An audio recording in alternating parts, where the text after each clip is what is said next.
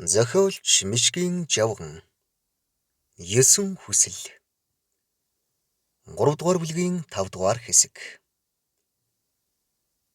Чимд доржийн эцэг хүүгэн үзмэгц сэтгэл нь их л хачин хямралдаж өрөвдөгч шиг харамсах чиг болжээ.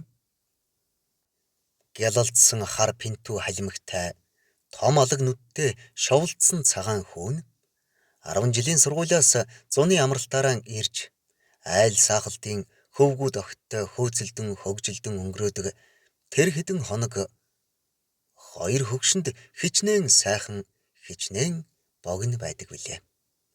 Энэ хугацаанд хичнээн олон хүн бууж мордож хүүг нь харах тусам хоёр хөгшин магнай хагартал баярлан хөдөлгөөнд хүртэл хөнгөн шингэн болдог байв.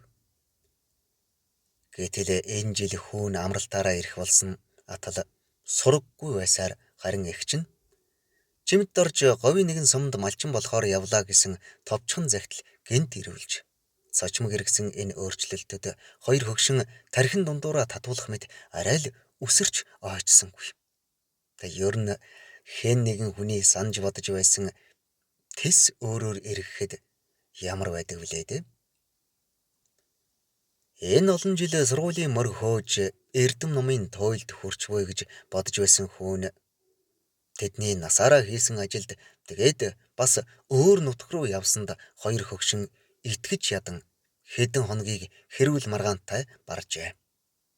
Эмгэн нь захидал дуудулсны дараа хэсэг зуур мэлрэн сууснаа.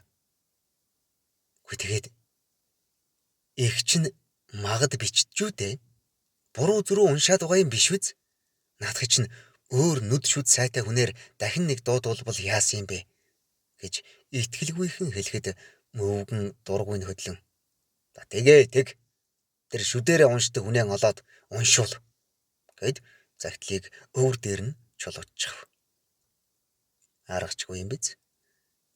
Өвгөн хүүгэн анх 1-р ангид орсноос хойш өдий 8 дугаар анги төгсдөх хугацааны туршид ном сонин шагаасаар юм бич чадахгүй ч хэр баргийн тадлан бичгийг таамаг голцоохон гадралдаг болсон хүн. Эмгэн арга нь барагдсан бололтой захидлыг авч эргүүлж тойруулж үзээд өдий төдий жил сургууль эрдмийн мөр хөөчхөд сохор мохор бидний насаараа хийсэн ажлыг хийх гээд ирж байдаг. Тийм янзын юм байх гэж хөөмн ер ухаан санаа нь зүгээр байгаа да. Эгчин ч гэж хориглож байхаа мэдэхгүй яаж гсэн амтан байдгийг гэж үглэв. Өвгөн эмгэнээ улам цаашлуулах гэж оролдсондоо ч юм уу үнэхээр бодсон ч юм уу.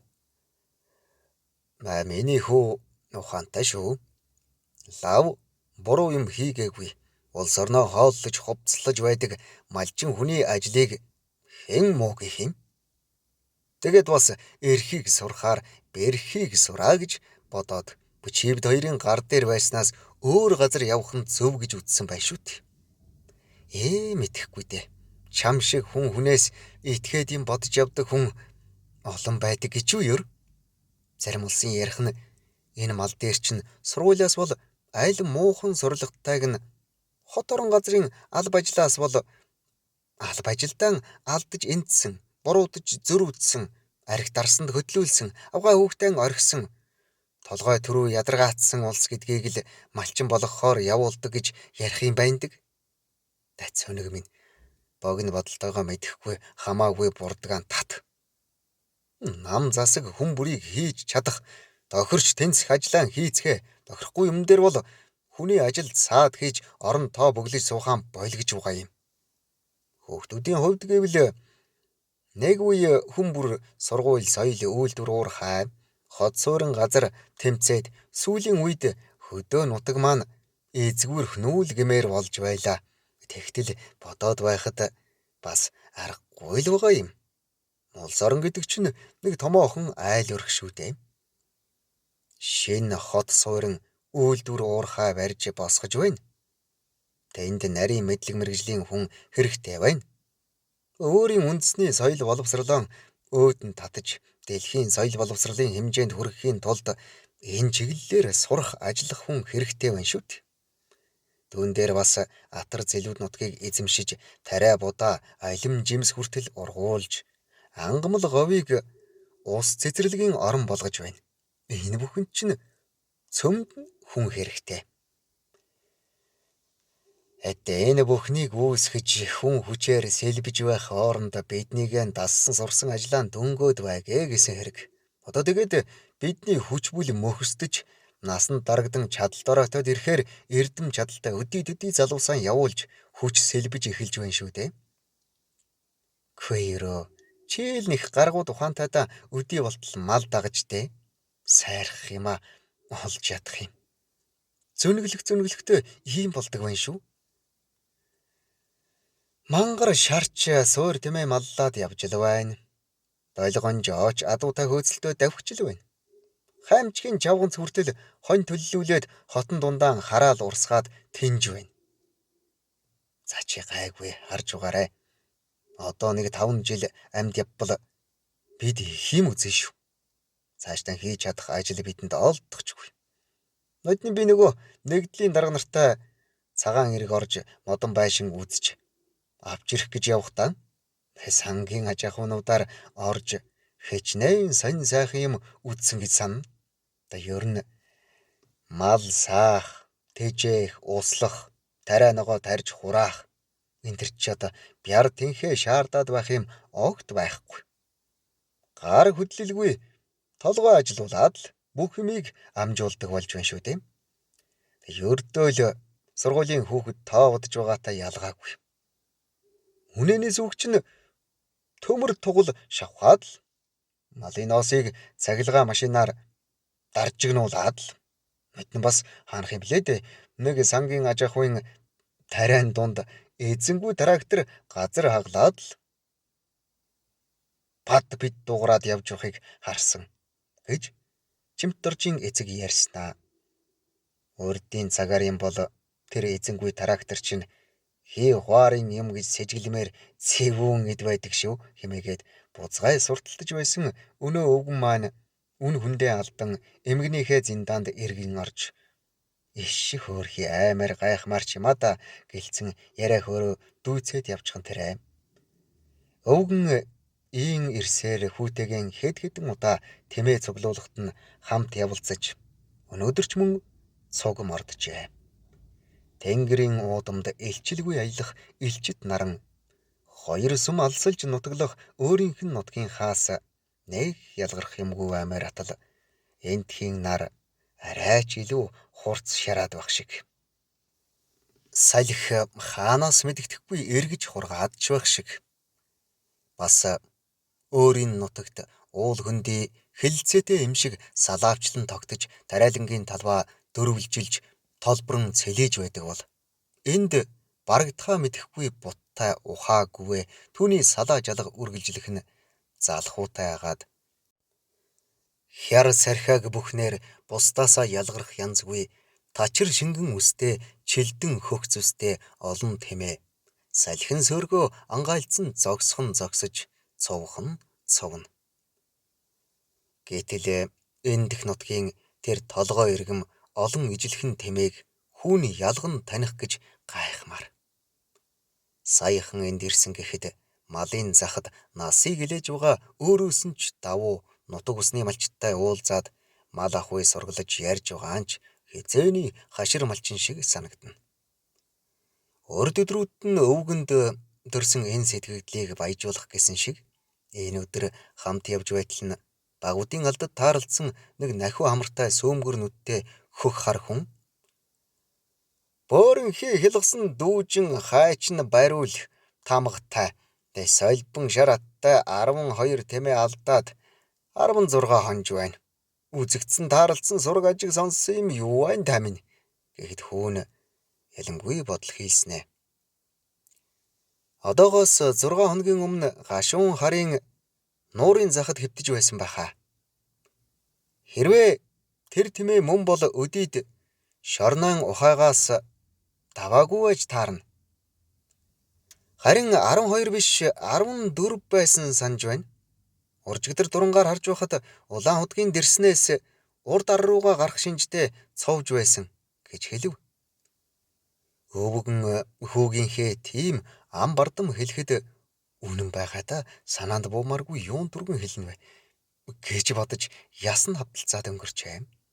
Гэтэл оройхон аав хоёр тэмээгийн цуглуулад буцах гэж байтал мөнөө хөдөр уулзсан өвгөн тэмээгийн тууж яваханд тааралдаад би энэ хэдэн үдэрийг 10 хоног ирж 4 морь тасцсан чинь энд яваад ирчихсэн байдаг байна шүү. Урд нүгээр нэг ороод олоогүй будсан юм. Гэтэл өнөөдөр буянтай дүүгийн хүчээр тойлон тарсан юм шиг л яг дээрээс нь буучглаа хэмээн баяр нь багтаж ядан хэлэхэд эцгийнх нь баярлсныг хэлээд яах вэ? Манай нутгийн зарим малчдын аманд одооны хүүхдүүд малд нүдгүй ажилд залах уу гэж үг байдаг. Үй энэ ч хүүхэд бүр таарахгүй бол тойдог шүү. Ер нь ямар ч ажилд чиглээд бие даагаад ирэхээрээ ийм байдаг биз. Манай энэ хүү ер аргагүй л малчны удам юм да. Малд нүдтэйгээс гадна нутаг усны нэр гуншин мал бүрийн ааш зан онцлог тэр байтугай өдий хоногийн өмнө ганц удаа үдсэн айлын малыг ч андахгүй бузгаа ой сайтай юм гэж өдөө газар мал ажигладаг сураг ажиг гаргадаг хүн гэдэг чинь хамгийн үн хүндтэй хамгийн олон түмэнтэй хүн байхгүй юу? Хаа холоос гарч хичнээн хоногийн эрэлт хадсан өчнөөн унааны уул нуруу барсан эрлийн улс нутгийнхны дунд ирээд манай нутгийн тэр гуйтай л уулз. Энэ хавьд байвал тэр хүн л үзэж мэдсэн байж таарна. Өөр хүнээс асуултгүй. Хий дэми эрэл болоод ч нэмэргүй. Гэснээр соёлдсон унаагаан явган хөдлөөч чамаагүй өдөр шөнөгүй цувралцаар л байдгсан. Үгүй ямар сайндаа манай хонхрын хүүхдүүд ярхаа дойдгуйгаа бүртгэх хэлтэс лавлах товчоо нэвтрхийг тайлбар тойл энтер гэж янз бүрийн нэрээр дуудаж ярилцж байх бай тийм. Тэгээ ер нь тийм хүмүүс чинь хүн ажирахгүй болохоос олон хүний хөдөлмөр цаг унаа уншиг хэмнэх ач тустай их гавьяатай сайхан үйлс бүтээж байгаа юм шүү дээ. Хэмээн бодож хүүгэн байн бахархсан нүдээр харж захиж хэлэх юм үлдээчихвээ гэсэн шиг янз бүрийн сэдвт яриа үүсгэн дээрээс нь давхцуулан ярьсаар явлаа. Эдэ малын буян гэдэг ч хэмжээ хязгааргүй шүү дээ хүү минь. Буян гэдэг чинь одоогийн хэлээр малд юм бол ашиг шим ихтэй гэсэн шүүг. Буянтай хүн гэж ярил хүнд тусч ажил хөдөлмөрч аливаа юмд дээш татахын хүсэл нь төгс хүн байж таарна. За тэгээд мал дагсан хүн даарахгүй, өлсөхгүй. Наазах нь ханаад тусахгүй. Ягд гэвэл дандаа эм тан болсон эрүүл агаар зүсэн тавхиж байна шүү дээ. Цаашил бол улс орондоо нэр цуутай гавьяатайг нь хилээд баршгүй. Сүү сайл махноос энэ бүхэн ч одоо цөм хүний хэрэгцээ үйлдвэрийн ажиллах нөхцөлийг бүрдүүлж байгаа юм. Эвэр туурай, яс чих, духны арьс нь хүртэл гадаадын үйлдвэрүүдэд их өндөр үнээр худалдагддаг юм гэвз. Нотны манайхны солгой содмын хүүд нөгөө мухар билүү битүү билүү олгойн тусаад аймаг орж хаглуулж ойж хідүүлээд эвэрүүл болоод ирсэн. Тэгэхэд суман дээр ой хуц нь байгаагүйгээс аймаг руу авч тавхиж дотроо хагарсан ч гэх шиг баахан явдал болсон юмдаг. Солгой содов сүүлд нь манай сайхалтад ирээд арайтал муу хүүгэн тавиа туучсангүй ой хуц мутсан л дутсан юм баха да. Тэр чинь бидний нөгөө нууж хааж цус цутгаж идээд байдаг өлөнгөөр хийдэг юм гин шүү дээ. Нойд манайхан өлөн гиз бэлдэх төлөвлөгөөгөө тасалчихсан юм биз дээ. Яасан ч түүнээс болоогүй тамин хэн тэр цаграг гидсийг чинь хүний амьд орох идгэж санах билээ. Одоо л идэхэн хойш тавьж улстай хэрэглэх хэмжээгээр нь бэлдэж өгчвэ. Тэр чинь бас хөгжмийн утас хийдэг ч гэх шиг их л олон юмд хэрэг болдог гайхал гинэ гэж ярьж байсан. Дэм хэрэгтэй тустайг нь мэдээд л нам засаг маань бэлтгэх төлөвлөгөө өгсөн мэдээж шүү дээ. Тэгээ ер нь нам засаг гэдэг олон хүний ухаан бодол хүсэл сэтгэл гэсэн үг. Бид нээж бодол санаа оролцож яваа. Тэ одоогийн багчууд хүүхдүүдийг хүний дайтай хүн болгох гэж мэрийн мэтгэж байгаа ч гэсэнтэй бас л урд бидний аав ээж ярьж сургаж байсантай ялгаагүй. Гэргийн хүүхэд хоёроо хайрлах санаагаараа эцэг эхэн илбэрч чадваас тэр ач гэр бараагаан хамгаалж хямгадах санаагаараа гэгэн дөрдөн зүтгэвээс тэр шудраг мөн гэж үг байдаг. Бас эрхийг сурахаар бэрхийг сур, залхуугийн гадаа түлээгүй, залгидгийн герт хоолгүй гэж ч үг бий. Эдийн ер нь ажил хөдөлмөрөөс хооргошиж хүний араар суусан хүн эр бие чангарч ажил хөдөлмөрийн аргадүй олно гэж гонж шүү. Ажилд хийж найнлих хүний төрөнд оролцож хийж үзээгүй мэдээгүй бүхэнд гар хүрч байвал тэр хэрээр ажил амьдралын дадлагтай болно гэсэн үг. За бас 100 төгрөг олдно. 100 найз олдохгүй. Тэнхлэн явсан цагт тэмээ өгснөөс твдэж ядарсан үед твн өгсөн дээрээ гэж нэг үг байдаг. Эддээ сайн нөхдөөс хэрэгтэй юм үгүй шүү хүү минь. Явгарч ядарч яваа нөхөр чинь тааралдвал унж яваа морин өгөөд эмээлийн үрээд харьлаа гэхэд чамаас хорж холтрох юм байхгүй. Баг залуу байхад аав ээж маань ахмад хүний дээд талд суух, урдуур нь гарах, тэдний ярианд оролцох юм уу? Уралдаж ярих, хэлсэн үгийг сөргөж тайлбарлахыг хатуу цээрэлдэг байж билээ. Ер нь л биднийг энгийн даруй ээлдэг тусч үнэн чулуун хичээнгүй нямбай хямгач хянуур тэсвэр төвчээртэй хүн болох гэж хамаг анхаарлаа тавьдаг байсан юм да. Тэр байтугай хоол хүнс бэлтгэхэд хүртэл нарийн дэг журам бий. Ялангуяа бүхэл хоол шүүс хэрэглэхэд өрөх, тавих, эсгэх огтлохоос эхлээд тун яривхтай. Зочин хүндээ өгдөггүй мах гэж хүртэл байна шүү дээ. Махыг хүндлэл ёслолын журмаар хэрэглэхэд хүндийнхээ эренбээр эхлээд ууз өвчүү, дараа нь 74 өндөр, хавирга, хонт шаант, дунд чөмөг, атгаал гэх мэтээр дэс дараатай байдаг. Бас зөв буруу талаас нь эсгэх, идэх гэж ч байна. Явуулын хүн айлд очиж хоноод чанж өгсөн бүхэл махнаас нь нэг богтс авч өвөр талаас нь хэрцсэн тэр айлын хүүхэд хүй яава гэдсийг хагаллаа гэж шивнэж түүнийг сонссон хонц буруудлаа гэж бодохдоо араас нь хэрчтэл нөгөө хүүхэд бас л хүй ээжээ гизгийг авчихлаа гэж байна гин. Тэгээд тэр хүн цөхрөхдөө би түрүүн айлд хоол идчихсэн задгалан байна гэж нэрлэхэж хоосон хонсон чинь гэдс нь хонгнож гол нь харлаад шөнийг зовж барсан юм гинлээ. Малын маханд их адаг зөв буруу барих эхэлж яаж хөндөх гээд нарийн журам дараалал бий шүү. Махны толгойгоодоо юм уу газар гიშгдэг чихт харсан нь эхэн болдог. Айлын хүн махыг их талаар нь зочин руу харуулж өгдөг. Зочин толгой талаас нь барьж хажуулдуулж огтолж идэх ёстой. Иймэрхүү ёс гормыг мэдж авахд илүүдэхгүй шүү хүмүүн. Харин мэдэхгүй юм тааралдвал үннээ хэлэх шиг сайхан юм байхгүй. Тэг ер нь нэрлэхүү зан гэдэг чинь өөдгүй юмны нэг шүү. Нэрлэхүүгээс болж хүн яаж ч хохирч яаж ч амьтны доог болж болно. Наад зах нь айлын мигмархүү энэ хаврныг үдчих манайхыг хоолон гаргаж байхад орж ирээд айлын хоол буудсандаа зовсон ч юм уу хоол идэхгүй бид өнгөц сая хоолон идчихэд ирлээ гэд болдгүй. Тэгэл төдгөн гэрээс нь хөөй мигмар хоолоо идэ хөрчлөө гэж дуудаад бид бүр бөөн инээдэн болж билээ хэмээн ярив. Өвгөн энэ бүхнийг нэг бодлын хүүтэйгэн өдөр бүхэн цуг байх биш. Тэр холоос зорж ирснийг хэлэх захих юм орхигдуулчих вэ гэсэн шиг. Нөгөө талаар би ямар мөнхийн усууж мөнгөн таяг тулсан биш.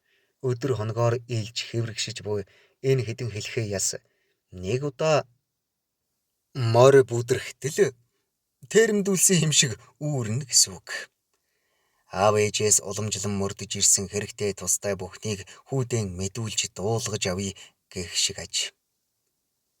Дулам авгаа угийн яриа хүн дүүн дээр хуурай хүүгийнх нь эцэг ирсэн болохоор энэ хэдэн хоногт ястайл амаан урагдтал ярьж Чимдоржийг тэнгэрт тултал магтан эл ярих хугацаанд бас өвгнөөсөө өрсөх гэсэн мэт уусаар хэдэн давх цай цулсны тооцоо алдагдсан гэж хэлж болно. Луузан өвгөн бол харин хаяа нэг аман гайвал манай дайчин байсан хошуунд урд тийм ийм юм байж билээ гинүү. Урд намайг цагаан эрг хайлаар хөх хот хүртэл жин тээж явхад гэж райдлаарна. Чимдоржийн эцэг ийхүү хүүгэн анх энд хуваарлагдсныг сонсоод эмгэнтэйгээ өнгөн дээрээ маргаж өвчүүн цаана түгшин байсныг бодвол сэтгэл нь борооны дараах тэнгэр шиг цэлмэн цээж тэлээд буцахтай. Та нар нүүж ирэх юм биш үү? Бид хүүгэн явуулахгүй шүү гэсэн дулам авгаан тоглоомж мэддэхгүй, шоглоомж мэддэхгүй хүүгэнд за яах вэ? Аавын бид хүнтэй танилц. Агдын бид газар үз гэдэг заавал нэг гэр нэг үүрэнд буужгинж байхын хэрэг юу ах вэ? Над шиг айл хэсэмхий хүнд бас л нэг хөдөө гэр нэмэгдээ биз хэмээн инээмсэглэн байж хариулаад хүүдэн. За аавын сэтгэл амарлаа. Харин нөгөө зөрүүд ээж чинь нүдэрээ үзээгүй болохоор үнэмшихгүй байж мэднэ. Цагийн уран дулаанд нэг чирч ирэхийг бодноо.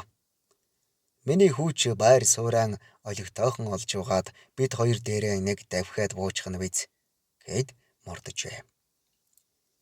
Чимдоржийн сэтгэл тэгэхэд хачин хямарч нүдэнд нь нулимс дүүрэн хамар нь шархираад хүн насан турш аав ээжтэйгээ явдгсан бол хичнээн сайхан бай. Эдэнтэйгээ үргэлж хамт нэгч гомдоож бухимдуулахгүй үлдсэн энхэн насанд нь сэтгэлийн жаргал идлүүлж явахсан. Гэтэл бас хамт хэд хонхороо үглээ шаж юм шиг санагдаад хэлсэн ярьснаас нь зөрмөөр бодогдоод байхыг яана. Шал тэнэг хүн ер нь өхөн үхтлээ ухаан суудаг гэдэг үнэн байх шүү гэж бодоод аавыгаа инхри зөөлнөөр харан үрчлээд өргөн магнаа хянган хамар оож сахалтай хүрл хүрэн царайг нь нүдэндээ буулгаад авахсан гэсэн шиг ширтэн ширтсээр байлаа.